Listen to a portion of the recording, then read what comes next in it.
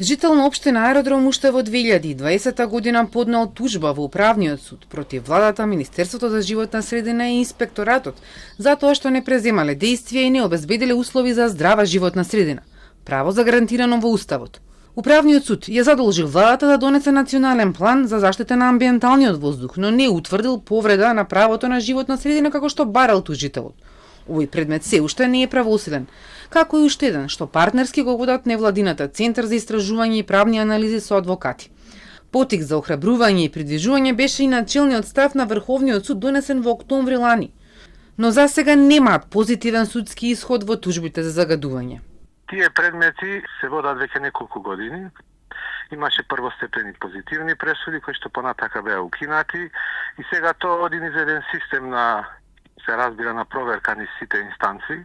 Се работи за материја која што не е нова, меѓутоа бара прилично вака широко екстензивно толкување на прописите и особено широко екстензивна примена на принципите на Европскиот суд за човекови права.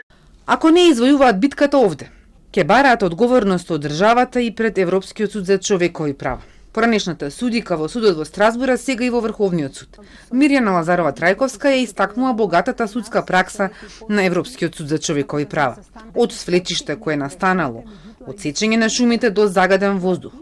Кај нас на еколошката правда и треба акција. Чистиот воздух, амбиенталниот воздух, почвата на која се одгледуваат производите што ги јадеме, водите и нивната загаденост, треба да бидат дел од позитивните обврски на државата, бидејќи здравата животна средина е загарантирана со Уставот. Од друга страна, имаме едно цело поглавие на кривични дела за заштита на животната средина и природата, но јас до сега, еве, во овие 6-та година во Врховниот суд, не сум видела ниту еден предмет од ова поглавие да стигне во Врховниот суд, а сведоци сме на загаден воздух, на загадени реки, на загадени води, на исечени шуми, на масовно сечење и пустошење на шуми. Од овој аспект недостасуваат предмети, недостасуваат постапки. Во Страсбур се селат и дел од битките што ги водеа правниците пред граѓанските судови во земјава. Меѓу нив и оној за дивата струшка депонија поддржан од Македонското здружение на млади правници.